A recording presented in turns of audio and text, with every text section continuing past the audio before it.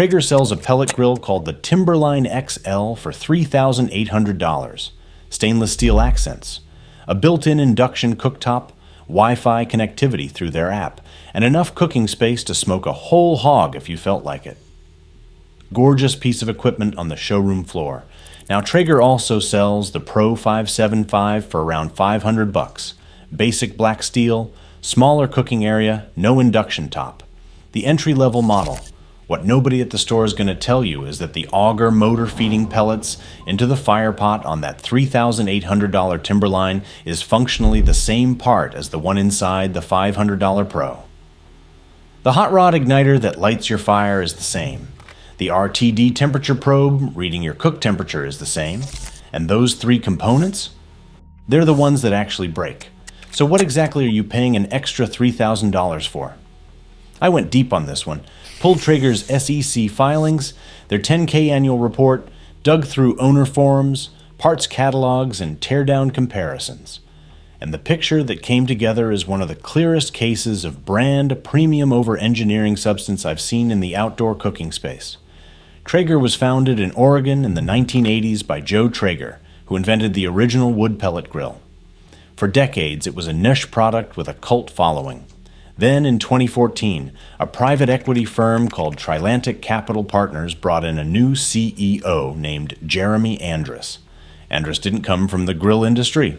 He came from Skullcandy, the headphone company, where he'd taken commodity audio hardware and turned it into a lifestyle brand by spending heavily on marketing, athlete endorsements, and retail distribution. He grew Skullcandy from under $1 million to nearly $300 million in revenue using that playbook. And when he saw Traeger's passionate customer base, he described the brand as an absolute gem and applied the exact same strategy. One of his first moves was shutting down what remained of domestic manufacturing and going all in on Chinese production.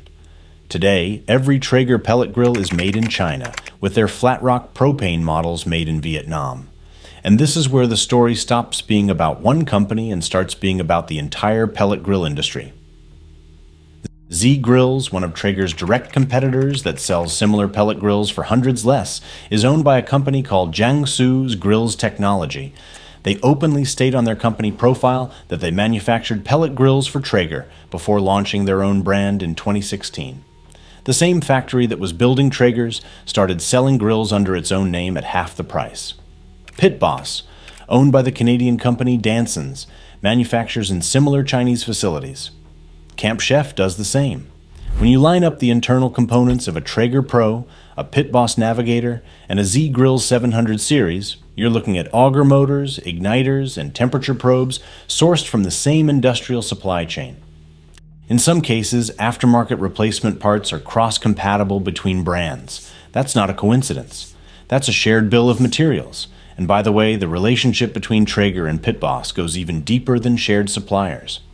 Traeger actually sued Pit Boss's parent company Danson's and members of the original Traeger founding family in 2019. The allegation was misuse of marketing materials, not patent infringement over proprietary grill technology. Think about that. When Traeger went to court against its biggest competitor, it wasn't because Pit Boss stole their engineering, it was over-branding. Now here's what really matters if you're the one buying. The hot rod igniter, which is the little heating element that lights your pellets, is the single most common failure point across all Traeger models. It burns out, sometimes within the first year. And the replacement part fits across multiple model tiers because it's the same part. The auger motor that feeds pellets into the firepot jams on Timberlines the same way it jams on Pros. The RTD temperature probe drifts on expensive models just like it drifts on cheap ones. The failure modes don't care what you paid. So if the hardware is coming from the same place, what makes a Traeger cost more? The answer is in their financial statements, and it's not subtle. In 2021, Traeger spent $141 million on sales and marketing. That same year, they spent $58 million on advertising alone. Their total revenue that year was $786 million, which means roughly 18 cents of every dollar you spent on a Traeger went to convincing you to buy it. And R&D? Here's the part that should bother you. Traeger does not break out research and development as its own line on their income statement. It's buried inside general and administrative expenses. The only time it gets mentioned is in quarterly footnotes, usually in the context of them cutting it. One quarter, they noted lower research and development costs as a reason their G&A went down. That's it. That's the engineering disclosure from a company charging premium prices for what they call technology-enabled grills. For comparison, any actual technology company reports R&D prominently because investors want to see where the innovation budget goes. Traeger apparently decided investors didn't need to see theirs, probably because the number is embarrassingly small compared to what they spend on Instagram influencers and Costco roadshow demos. Their gross margin sits between 36 and 42%. That's a consumer product margin, not a technology margin, and they've been losing money. Net losses hit $84 million in 2023, and in Q3 of 2025, they booked a $75 million goodwill impairment, which is corporate accounting language for the brand isn't worth what we said it was. Now, Traeger will tell you the premium is justified by Wi-Fi, their connected app ecosystem. And to be fair, Wi-Fi was a legitimate innovation when it launched in 2017. Traeger was the first major pellet grill brand to ship Wi-Fi control across its lineup, and the app is still considered the most polished in the category. The problem is that polished doesn't mean reliable.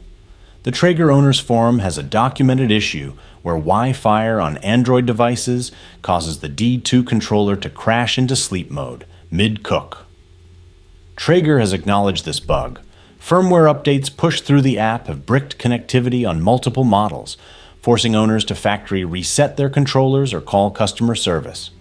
App Store reviews reflect a consistent pattern of connectivity drops, failed pairing, and forced updates that break more than they fix. And it gets worse when you look at Traeger's actual safety record.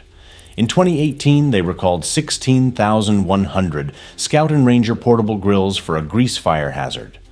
In December 2023, they recalled 37,000 Flatrock flat-top propane grills because the burner knobs were mislabeled, meaning you'd think you were turning the heat down when you were actually turning it up. That's not an engineering trade-off at the frontier of grill technology. That's a labeling error on a knob. And in the 2024 earnings call, Traeger's CEO cited lower warranty costs associated with a recall as a reason their gross margins improved. The recall from the year before had been dragging their profits down, so the recalls aren't just a safety issue, they're a financial one baked into the product. You're paying a premium for a Wi-Fi app that might shut your grill off while your brisket is 6 hours into a smoke. And Pit Boss, Camp Chef, and even Weber now ship Wi-Fi connected pellet grills at lower price points. The feature isn't exclusive anymore. The Camp Chef. Woodwind 24 gives you a larger cooking area, a direct flame searing option, an adjustable smoke dial from 1 to 10, and a side shelf included in the box, all for less than a Traeger Pro 575. If you've been finding this useful, subscribe. I cover the grill industry every week and go through the specs so you don't have to. If you're trying to figure out which brands actually engineer their own grills and which ones are slapping a logo on shared factory parts, I put everything into something called the Grill Buyer's Black Book. $20, no sponsors. Scan the QR code or hit the link in the description and pinned comment. So what should you actually look at when you're standing in that aisle? Forget the Wi-Fi, forget the app, forget the brand name stamped on the hopper lid. Look at three things. First, steel gauge. This is the single most important spec that determines whether your grill lasts 5 years or 2, and almost nobody checks it. Thicker steel means better heat retention, less warping, and dramatically slower rust. If the manufacturer doesn't list the gauge on the spec sheet, that's your answer right there. Second, the controller. A PID controller, which stands for Proportional Integral Derivative, maintains tighter temperature swings than the older style 3-position controllers that some budget models still use. Both Pit Boss and Camp Chef ship PID controllers at their mid-range price points. You don't need to pay Traeger prices for this. Third, look at what's included versus what costs extra.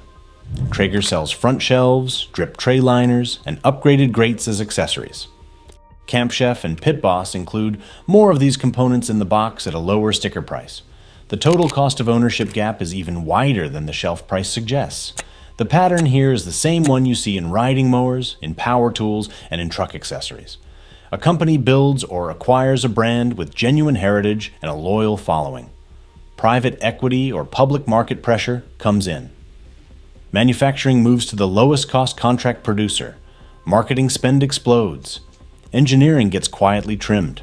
And the premium you're paying stops reflecting what's inside the box and starts reflecting what's on the box. Traeger makes a functional pellet grill. Nobody's saying it doesn't cook. The Pro 575 will smoke a pork shoulder just fine.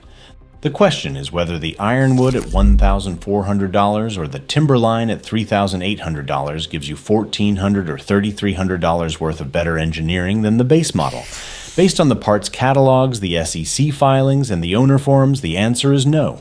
You're paying for the name, the app, and the marketing machine behind it. The grill aisle is designed to make this confusing. Hopefully this made it a little less so.